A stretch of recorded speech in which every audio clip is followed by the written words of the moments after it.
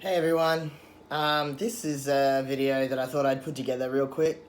Just like musings today, I had some inspiration to talk to my trans health coach page about dysphoria. And so a lot of us have experienced dysphoria.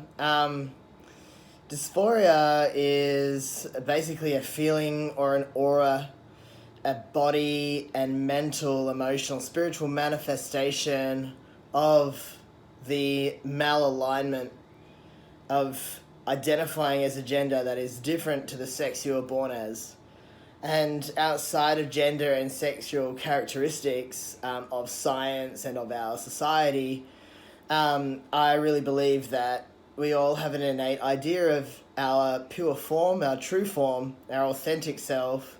And I think the vehicle and the physicality, the frequency of the hormones, and the way the body cycles should reflect that as accurately as possible for us to feel free and happy and well within ourselves. And I think that transgender people at some point in their journey may feel that malalignment, and as a result of that, experience this emotional distress, depression, anxiety, panic, any form of pressure squeezing to do that we all label as dysphoria. So dysphoria, not every transgendered person or non-binary person feels dysphoria. Not everyone feels it the same way as each other if they do feel it. However, it's a very common experience that we have. And I have some insights into how to manage that that go a little bit into, well, beyond self-care. We all should have our own self-care practices around dysphoria to manage it. Personally, I love going to the gym and training. I love talking about it to people that I trust. And I love journaling about it, listening to it, meditating on it, and taking the opportunity to have a bath, hot shower, watch some crappy movies, whatever it is that you need or I need, whatever it is that we need to do to quell and calm ourselves in that moment of distress. And so what I wanted to say was there's a lot to do these days around our mindset. And the mindset, the mental thought processes, our emotional processing, our perception of any condition that we may have in our body, mind, or spirit, generally that mindset will depict your experience. So if we have a negative mindset or a difficult mindset around dysphoria, then it's going to make the dysphoria a lot more distressing. So the way that I view dysphoria is that it comes and goes in waves. Dysphoria can be triggered. Not all people have it.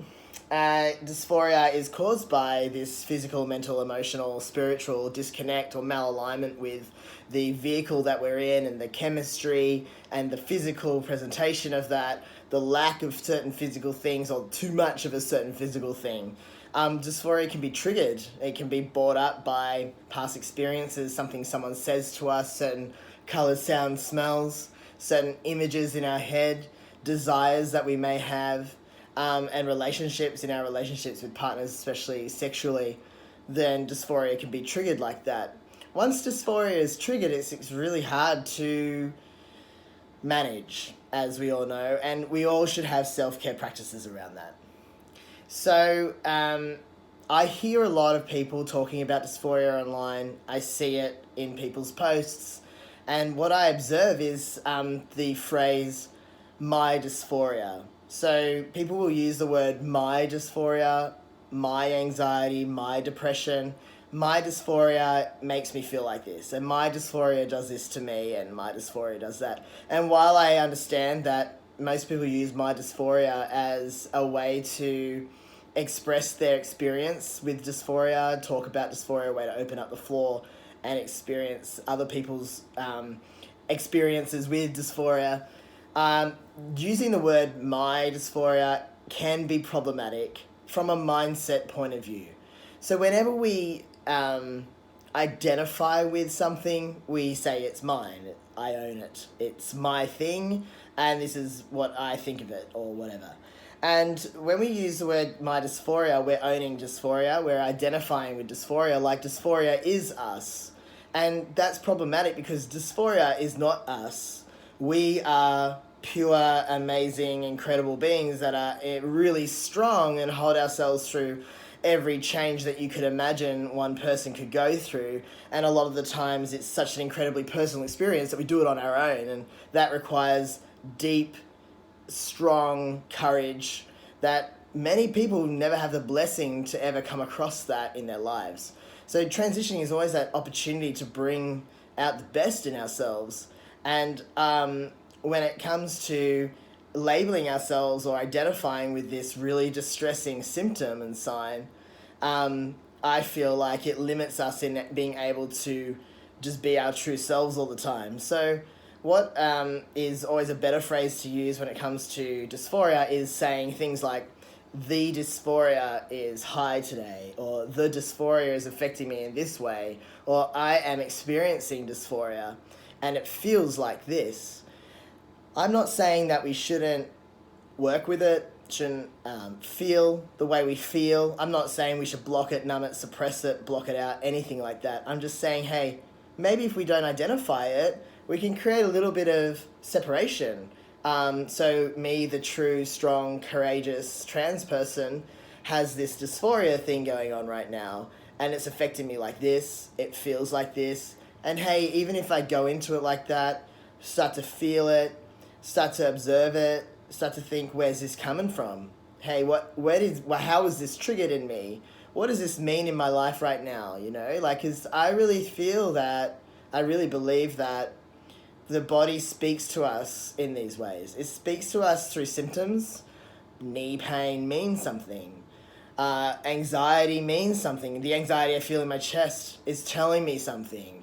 It's telling me I really care about this person and I want them to be okay, or whatever, you know. And what often happens to people is once they sit with it, they think about it, they meditate on it, they go into where it came from, how it was triggered, and what that means to them. What occurs is this really beautiful natural response that the body does, and it's called processing.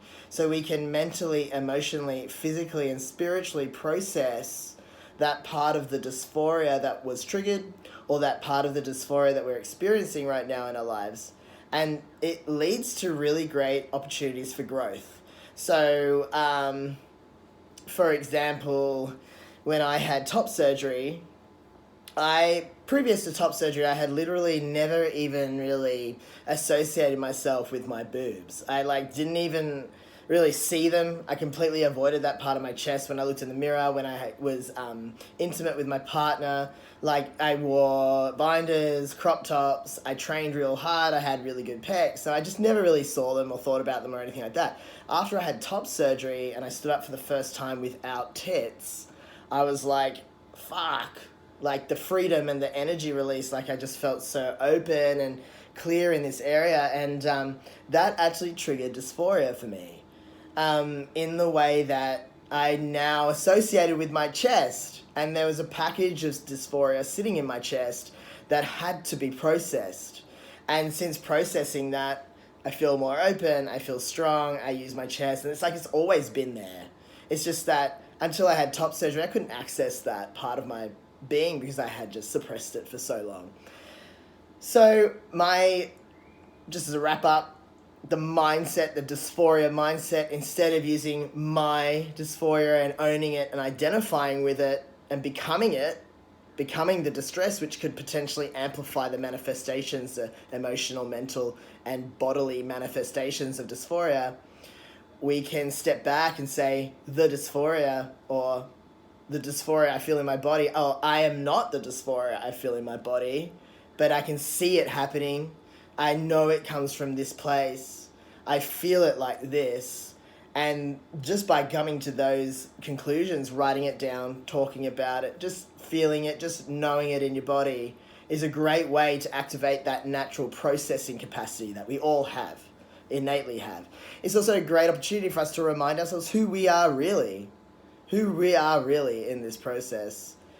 not just that, but when I observe things that are going on for me, it's much easier for me to think, what is it that I really need to do right now to help myself in this situation? Do I need to drink more water? Do I need to eat something? Do I need to just wipe out the rest of my day and chill out on the couch and watch TV? Or do I need to go to the gym? Or like, is this going to quell? You know, like this isn't going to last forever. Can I ride this wave? And often the answer is yes, no, whatever. And it really helps me guide myself to accurately caring for myself. So there's just some thoughts. Hey, look, if you've got some comments, I'd love to hear what you guys think of this and what your experience is with dysphoria and like what you think of identifying with it or becoming it or changing your language and things like that. So feel free to comment. Awesome.